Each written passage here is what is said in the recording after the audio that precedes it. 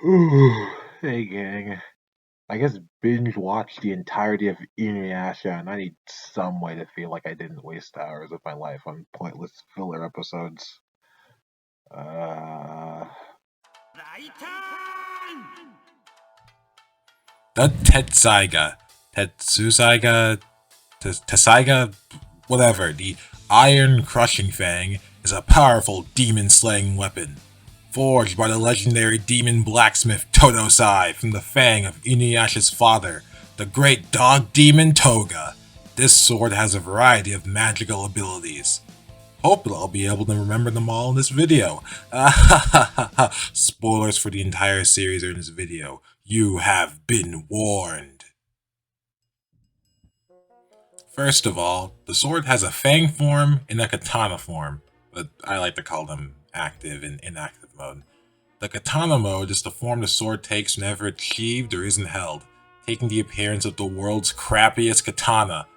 While it's just as durable as the active mode, it has no cutting potential whatsoever. But when InuYasha is ready to fight, the sword magically transforms into its fang mode.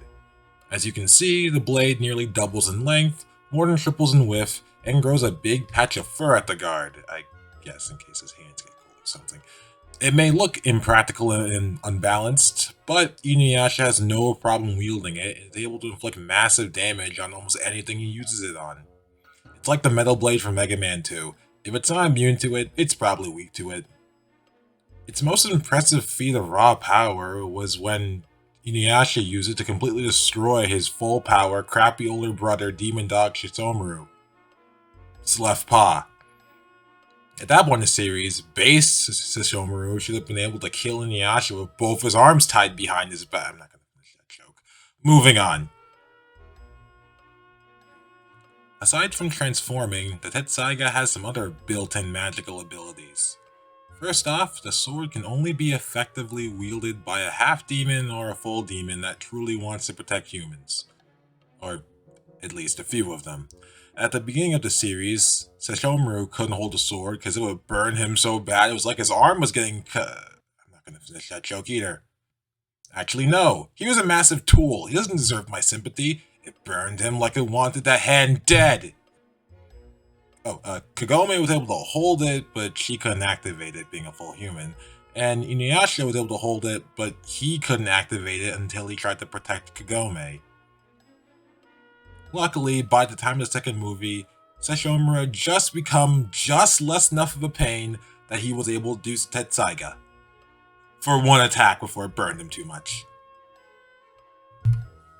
And no, it's not like it can't be touched by full demons. Big Dog Toga used it to kill a bunch of humans that were trying to stop him from seeing his human love Izayo in the second movie, and he never got burned. At least, not by the sword. And there was that one fill episode where Shippo, another full-blooded demon, was able to hold it after stealing it from InuYasha.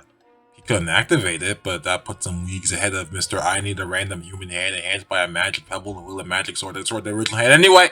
The sword has the power to, for lack of a better term, communicate with InuYasha by sending encouraging or discouraging vibes. Literally, it makes that heartbeat effect and the dude's able to interpret it most of the time. It can also communicate with its much more consistently pronounced sister sword, the Tenseiga, when the two are relatively close to each other.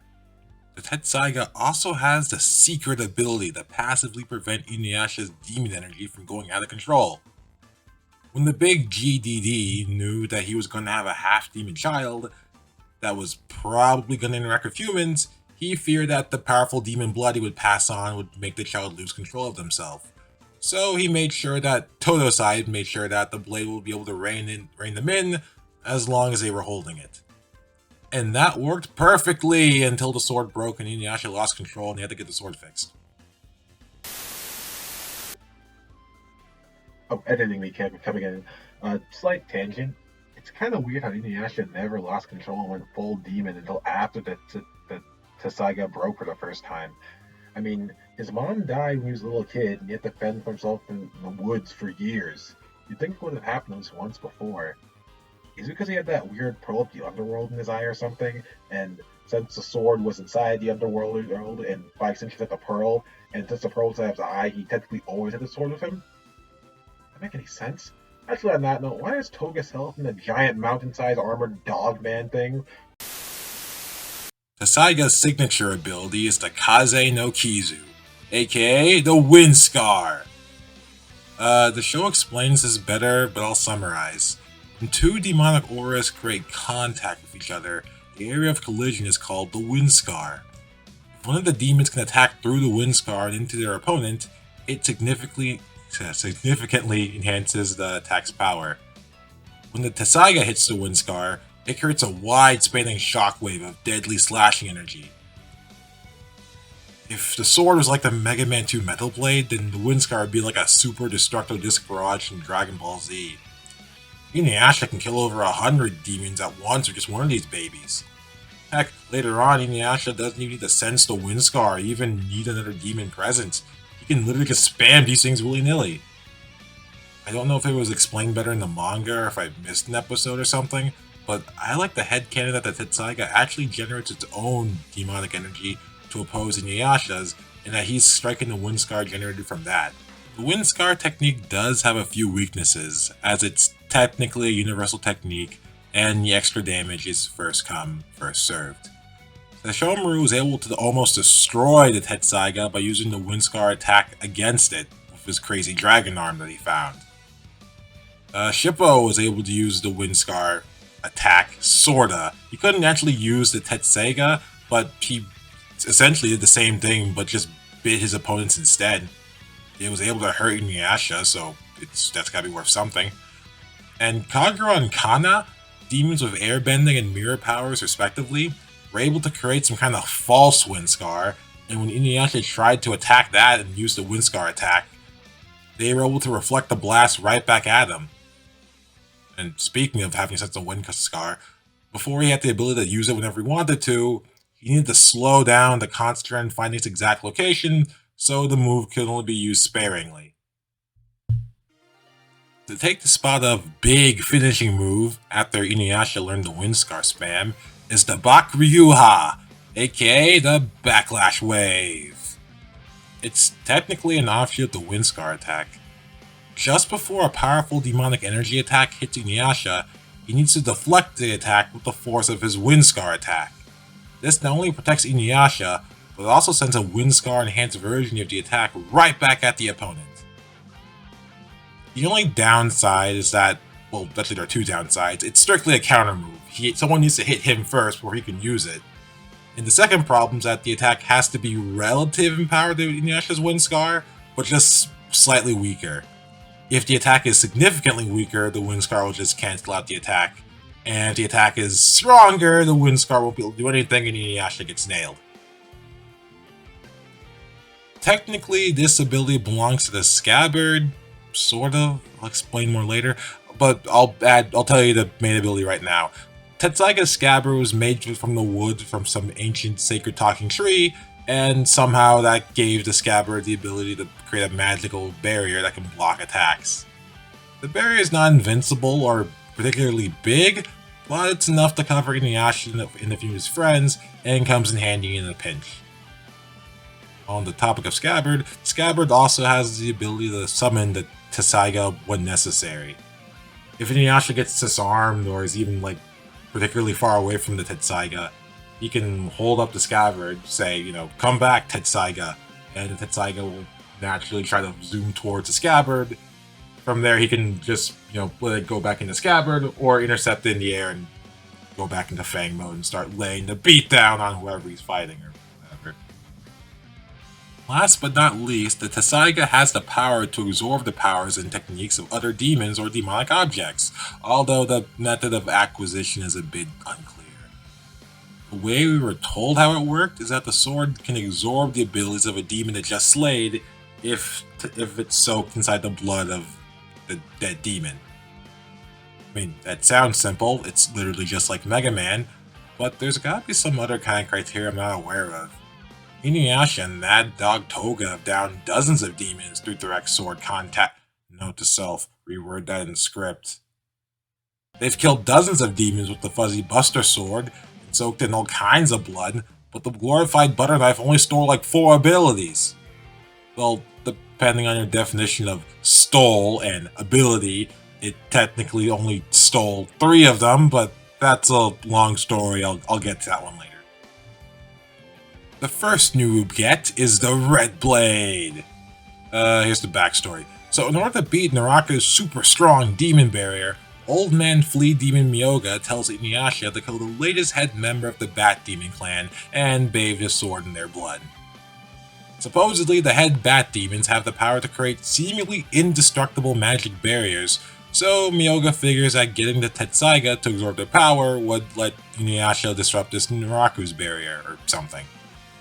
However, the latest head Bat Demon was a good-hearted little half-demon girl for childhood rivaling Naruto's in terms of authorization, so InuYasha decided that instead of murdering a child, he'll just destroy the crazy red soul crystal ball thing, and luckily he got the crazy powers anyway.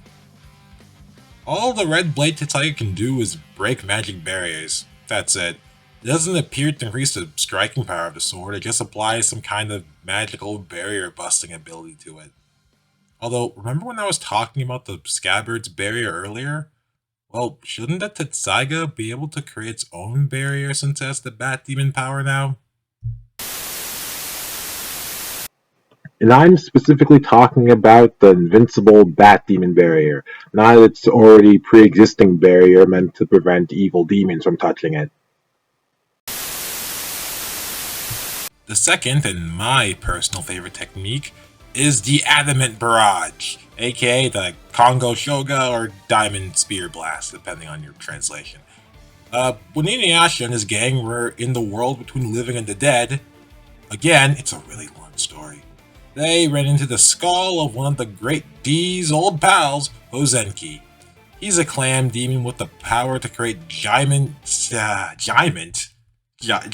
diamond hard crystals, even as just a severed head. Unfortunately, Naraku's in the area, and not only is his miasma flaring up, but he's rocking a brand new anti-Tetsusaiga force field that the Red Blade can't even break. Hozenki then tells InuYasha to take his power by shattering his adamantine diamond skull. InuYasha gives all he has, but he can barely make a dent, and the miasma's closing in on him and his friends.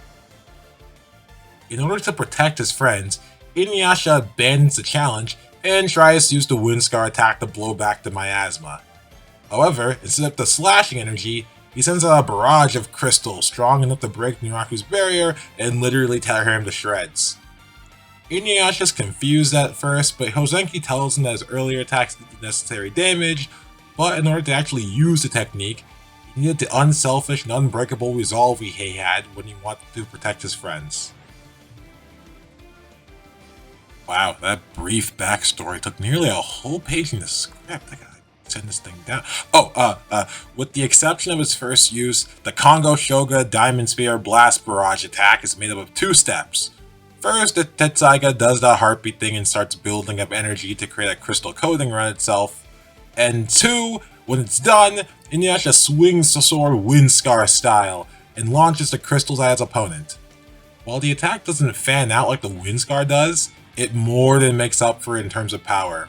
Remember, it was able to break through a barrier that the Red Blade Windscar couldn't through pure attack power. I always wondered why InuYasha never tried to use the power to build a shield or reinforce a structure or something. I guess it's either a limitation of the Tetsusaiga, or it's when all you have is a hammer, everything looks like a nail type thing. Another thing I like is all that unselfish resolve mumbo-jumbo Hozenki says is actually true. InuYasha can't farm the diamonds to sell for money.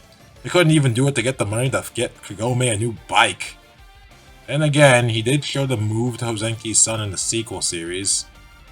But then again, Hozenki Jr. did fix his magical eye pearl, and his mom's lipstick gel rouge thing, and he did ask nicely. And InuYasha was the one who wrecked the bike in the first place. The third and most perplexing copied power, to me at least, is the Dragon Scale Tetsusaiga. I'll actually keep the backstory brief this time. Once upon a time, InuYasha fought this human guy who created a sword out of dragon scales or something that could absorb demon power. Ironically, the guy died after absorbing too much demon power from the Tetsusaiga. Afterwards, the Tetsusaiga got the ability to transform into the dragon scale Tetsusaiga. Lucky him. Anyway, after a failed attempt to absorb energy and a convoluted trial involving a village-wide illusion from a paper-thin demon, InuYasha learns that the true purpose of his dragon sail Tetsusaiga is to disrupt demon vortexes. What's a demon vortex? Well, when a demon uses certain magic, particularly large area of effect magic like massive barriers or village-wide illusions, they create a focal point of energy called the demon vortex. While most weapons and people can't interact with it, dragon scale blades can destroy the vortex and dispel the demon magic. That makes sense? Good, because I just made it all up. Full disclosure, I was kind of tuning out and falling asleep at this point in the series, and I never really got the hang of how the demon vortex thing worked, but that made sense, right? Yeah, like I mentioned earlier, dragon scale blades can also absorb opponents' energy just by coming into contact with them or their weapon, but the only two characters you ever see try this can't handle the power. Maybe if they were full demons or something? I don't know. Again, tune out during these episodes. Anyway, the only power that leaves now is Meido Zangetsuha. Oh boy. Hey, remember when I said that the Tetsusaiga technically stole 3 powers, depending on how you count? Well, that's because Meido Zangetsuha used to belong to the Tetsusaiga. Kinda. I'm gonna try to make this fast, but bear with me. There's a lot of T sounds, and I'm gonna slur them all. Long story short, the Tetsusaiga and the Tenseiga used to be one sword wielded by the Lord of Western Lands dog demon Toga guy. One day, the dog fought some demon called Shishinki, like the god of death or whatever, I don't know, and absorbed his Meido Zangetsuha power. However, the technique was considered too complicated and dangerous for him to master. But he had a good idea though. Toga figured that when he got the blade separated into the Tenseiga and Tetsusaiga that we know today, he made sure that Meido Zangetsuha would go into the Tenseiga, that would then go to Shishomaru. He figured Shishomaru would figure out how the technique fully worked, master it, and give the technique back to Tetsusaiga. And he was right! Eventually. He probably thought it would have taken less than 50 years for Shishomaru to even figure out the technique even existed. Beggars can't be choosers, I guess. You're probably wondering what makes this technique so dangerous, considering that Tetsusaiga already has the wind scar and the backlash wave and crap. Well, it's something too crazy.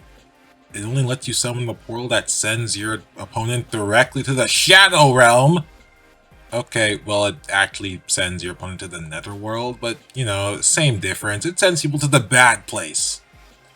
Here's how it goes.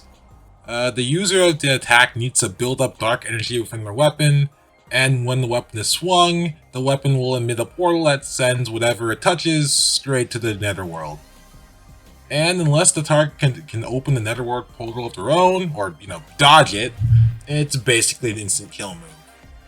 The size, shape, and properties of the portal is roughly analogous to the skill of its user and the amount of energy they've built up.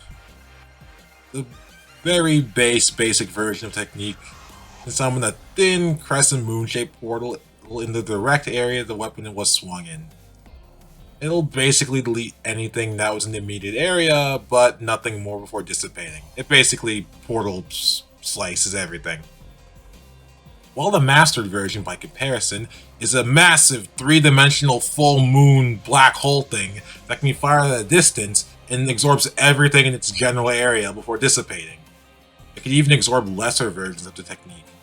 Case in point, Shishomaru and Shishinki fought, and while Toga's son, 7/8 moon portal, was twice as big as Shishinki's full moon portal, the full moon portal absorbed the incomplete one.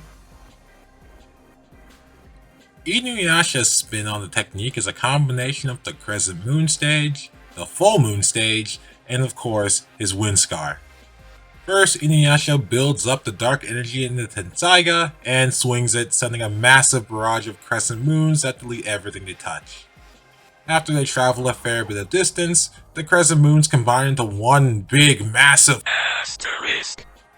So anything that survived the crescent moon onslaught wins an all-expenses-paid trip to the Doom Dimension. I mean, the Phantom Zone. I mean, you know what I mean. Anyway, this technique is extremely dangerous. There's no way to block it, and if the user isn't careful, they can get sucked into their own portal. For example, these idiots. And even though I said earlier that a user of the technique can get themselves out of the null void hell dimension, it's apparently very hard, as the technique's creator couldn't do it, and InuYasha needed help from both the Tetsusaiga and Tetsusaiga to get him and his brother out of there. That's why I personally advocate for the basic Crescent Moon version. Think about it.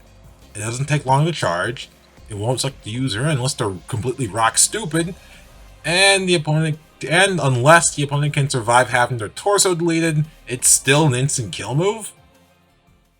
And again, they are up against Naruto. This is a demon with regeneration power so crazy, it makes Majin Buu and Cell's regeneration look modest by comparison. Still, food for thought. Overall, the Tetsu whatever you call it is one of the most powerful weapons in anime. I should know, I had to hear InuYasha brag about how he'll totally own Naruto with it at least 25 times. If I forgot a power, or you want me to talk about the other magic swords in the series, leave a comment down below. Or don't, I'm not entirely sure if I'm up for doing these again. Oh wait a minute, I forgot the Wind Scar Sacred Arrow combo attack!